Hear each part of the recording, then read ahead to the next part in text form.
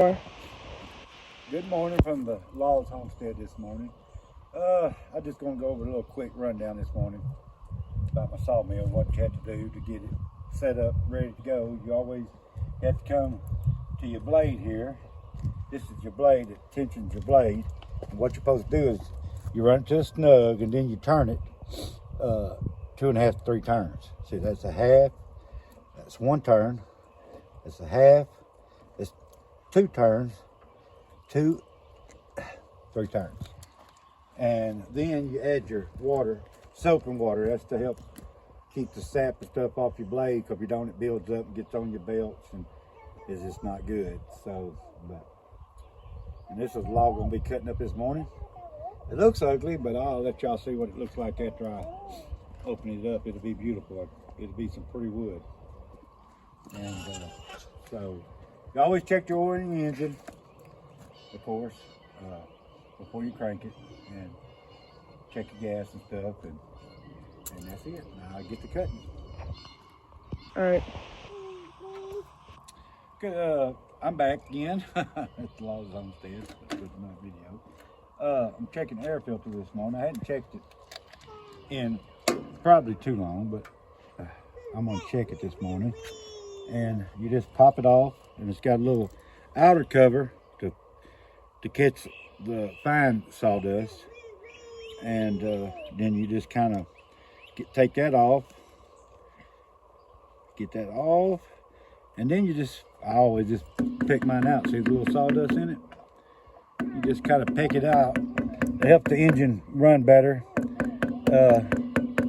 use less fuel, of course, just like a car, but it absolutely gives it more power, because when it stops up, it can't get no air into the engine. But this one wasn't too bad, actually. Not bad at all. Oh, I got a big blower. I could have blown it out with. But I figured I need to check that this morning. And that looks good. You can just put that in soapy water and wash it out. You know, that's a major, but it looks good.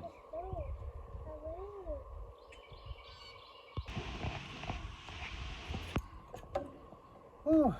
About to add soap and water.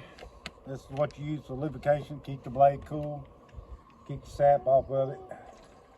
Just dishwashing liquid and water.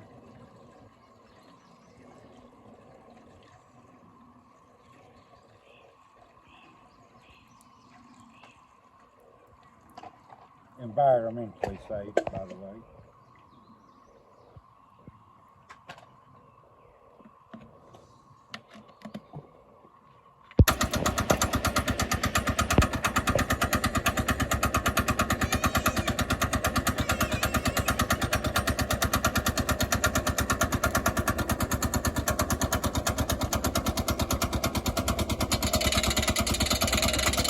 You want to come over here, show them how I do here. See, what you want to do is, what you want to do is you raise your blade up, you look at your log here, and you don't want to take no more off with the first cut you have to, because it's a waste. So I might come up a little bit more, because see, when I cut that off, cut another slab off, I can actually get a board out of it later, edge it up. So that's the way you do that. And then you just kind of look at it and see where the last waste is. See, like there. So we'll cut down through there and just see what it looks like. I might have to go a little bit lower.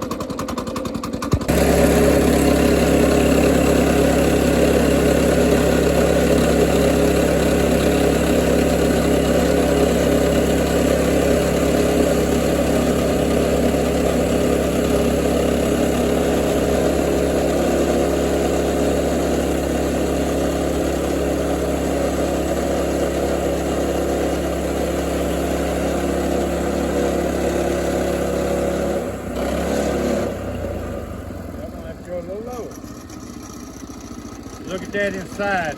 Look at that wood.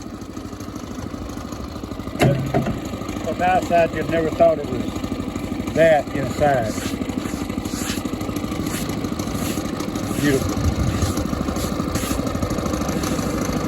Let's take it down one more little slab. And that log is 8'3" long. As you see, 8'3". And I didn't measure the size on those. I measured, which I did cut some off. But 14 that way. And I really can't measure that because of the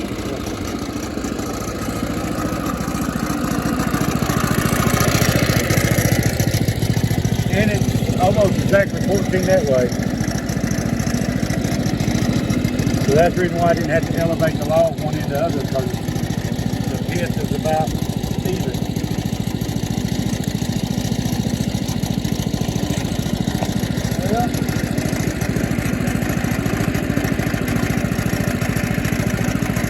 Yeah, I'm gonna cut a 1" slab off that, so I can come back and edge it.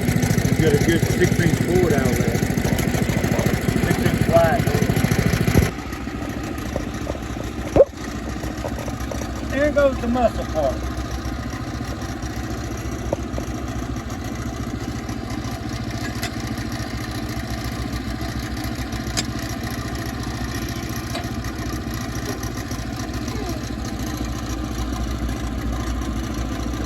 And while you tighten it down, hold the log against the log stops over there to make it a perfect angle, you know, flat surface.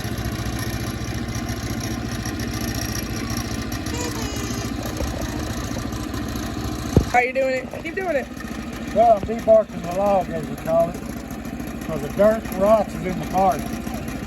You know, I'm trying to save my blades as much as possible, so I try to get all the bark off of it I can, because it costs money to resharpen them blades. I don't have my own sharpener, so I have to pay for it. And new blades are expensive. You ain't got to do the whole log just where you're going to be cutting. And the outside is not, where the blade comes out is not as important as where the blade goes in.